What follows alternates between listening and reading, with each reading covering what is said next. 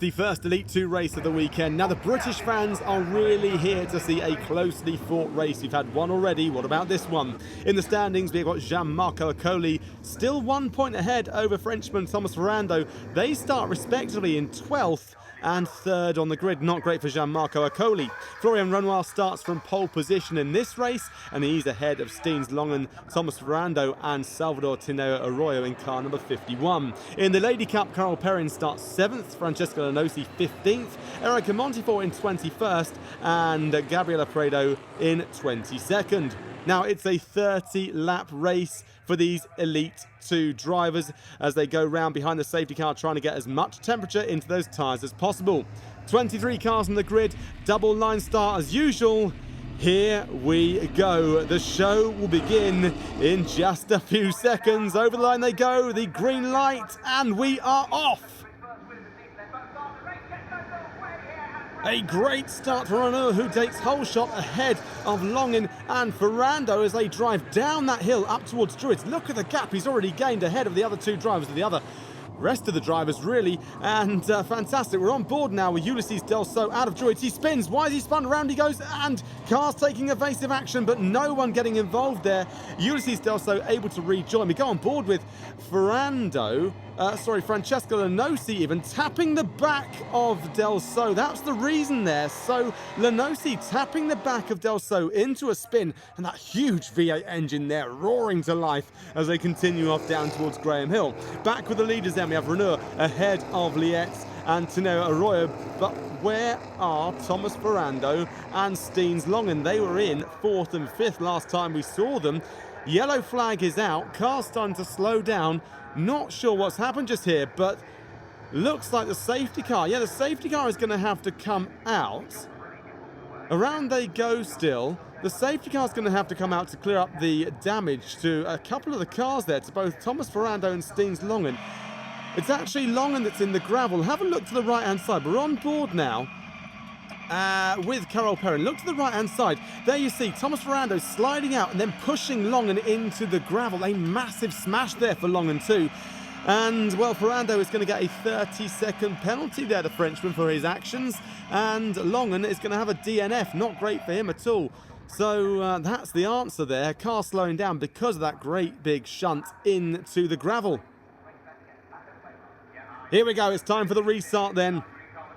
Renault on the inside. Philippe Lietz is second place, and on the outside, so Renault has got the lead. Great stuff. And we can see Lietz there getting pushed out slightly wide as they head down the hill up towards Druids, and he has got him on the inside just there. So Lietz is still in second place very early on. Renault is absolutely flying, and Lietz is second, but not far away at all. We've seen Renault already pull a bit of a lead, but this time Lietz seems to be gaining on him and not letting him go. Well, the old commentator's curse just there. We can see that Renault has really started to pull a bit of a lead out ahead now of the second placed competitor, and Lietz is second but can't seem to get anywhere near him.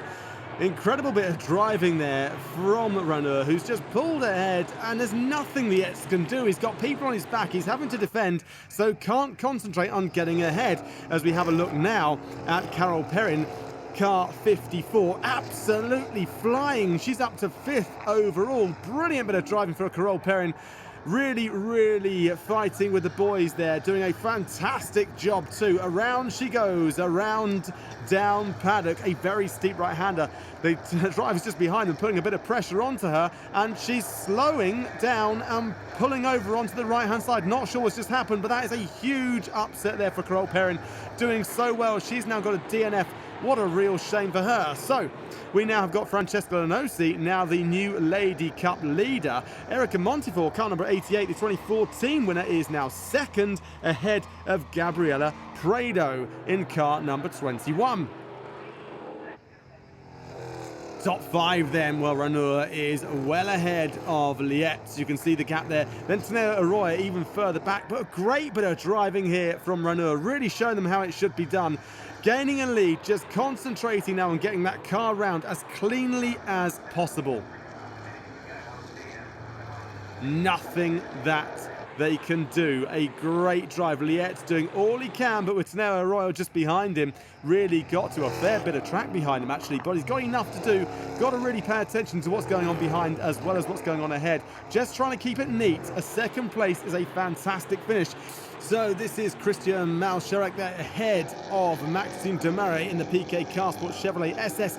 It really is nose to tail, both of them not giving an inch as they go up towards clearways. A very fast left into the right-hander as they head up towards the start-finish. And they go round and closing the door. There's a bit of contact though. Oh, Maxime Demare has clipped the back of Malcherek. They're spinning him round and he's gained a position, but that was very, very naughty indeed. Touching the back there, flicking him round, and a drive-through penalty is going to be handed to the 2014 Elite 2 champion. Thought that would happen. Really wasn't a great bit of driving, didn't give any room, and it was a driving incident, but that is what's going to happen if you get too close and cause a driver to spin. Well, we've just had a quick glimpse there of Simone Loretti, number 12, leading in the Gentleman Trophy ahead of car 78, Divert. Quite a long way ahead of Divert, it has to be said.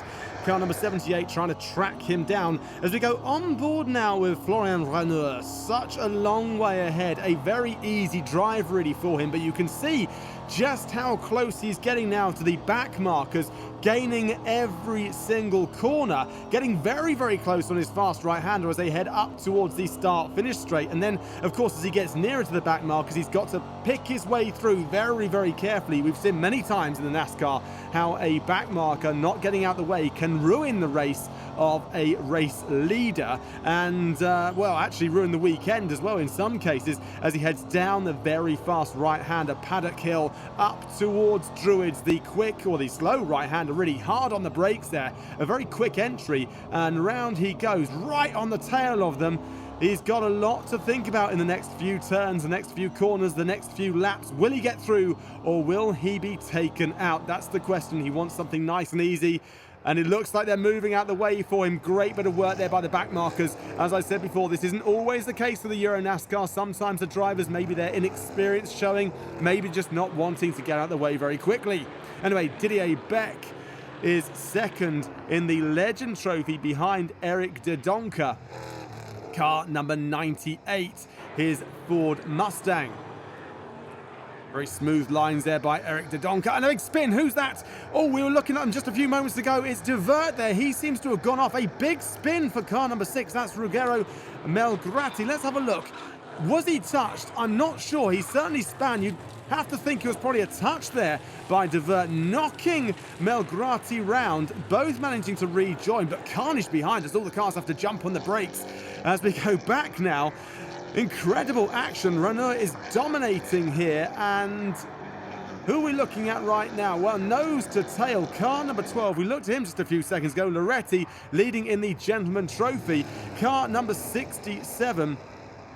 Lietz has got all to do in this race.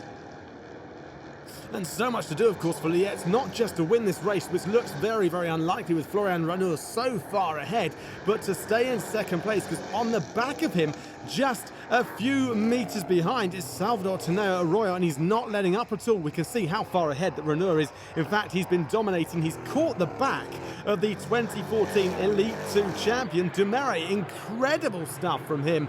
As he goes around, is he going to get past? Is he going to stay on the back? It doesn't really matter. It looks like he's won. He is so far ahead as he goes round for the final time then. Around the right-hander, you can see the checkered flag is out. It's going to be waved. One car taking evasive action. No one wanting to get in the way. He crosses the line. A great win there for Raneur. Takes his maiden win in his young NASCAR career with a 3.643 second advantage over his compatriot Lietz, and a second podium of the year for Salvador Teneo Arroyo in car 51. Eric de Donker is the best legend. Francesco Lanosi wins the Lady Cup. Simone Loretti, the first gentleman. And huge joy for Raneur as he scores his first ever career win. It's my greatest day in my life today because it's my first international win. And with the pole position today, I knew that I was fast, but as I know already after 3 weekends of NASCAR that there can be a lot of things in the race. But luckily we had a good start and restart, and I could manage to win it. So I'm very, very happy. It's great. The race was okay, was good. Finally, we find a okay setup for the car, which is okay. I'm happy with P2. It's important for the championship. So the podium then, Florian Renaud on the top spot, Lietz in second, Salvador Tenero Arroyo making up the top three.